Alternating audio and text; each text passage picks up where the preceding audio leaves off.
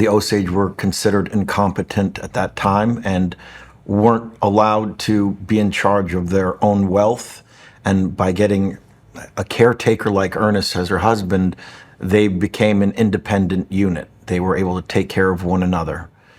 So it was somewhat advantageous in some respects for her. For him, he obviously, had genuine feelings for her, but realized that there was tremendous wealth in the family.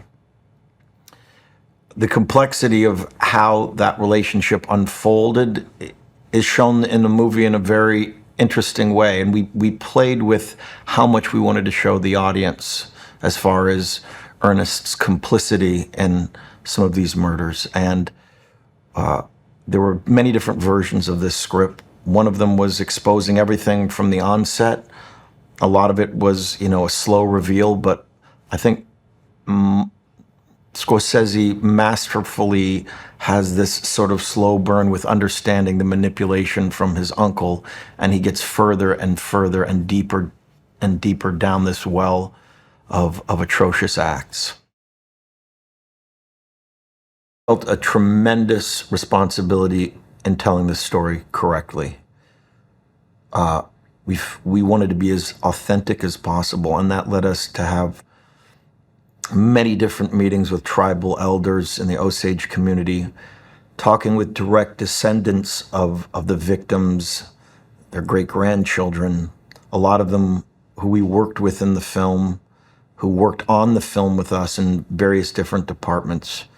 And they really gave us an incredible insight into a story that they have been sort of suppressing to the outside world and had kept insular in their community because it was so incredibly traumatizing, and it's still a raw nerve to them.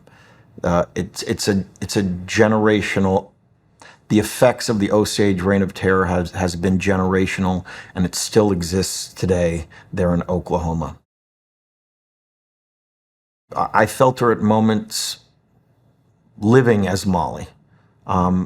She embodied that character. She took on the soul of this woman and embraced herself into the Osage community. Once again, being from a different tribe, going to the Osage community, listening to that story, speaking to her direct descendants, and just embodied in every moral fiber of her being who Mollie was, and expressed it through her performance in a very profound way.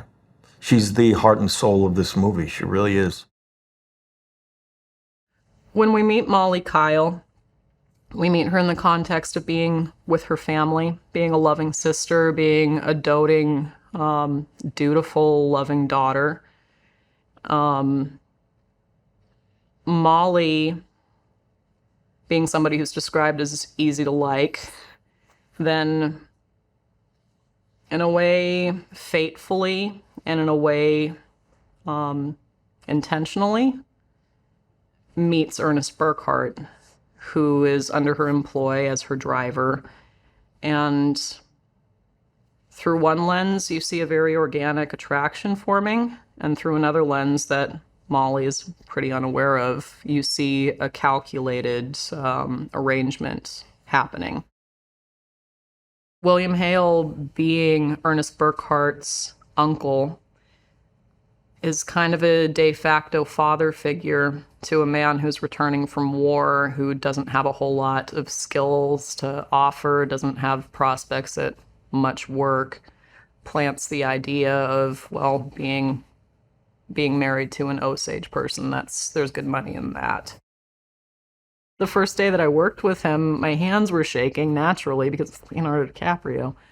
But after getting through those initial nerves, I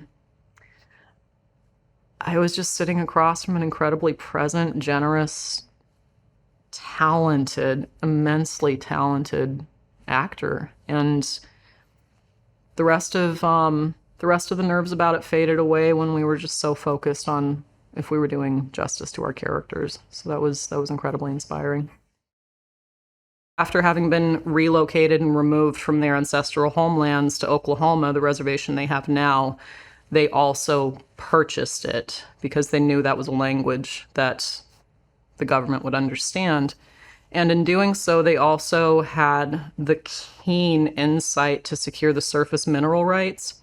So after having been in their new homelands for a pretty short amount of time, just a couple decades, then oil was struck. And overnight, it made Osage, at the time in American history, at that time in the world, the richest people per capita anywhere. Now, as part of a family with several valuable shares, they called it head rights, of oil profits and lots of land they had.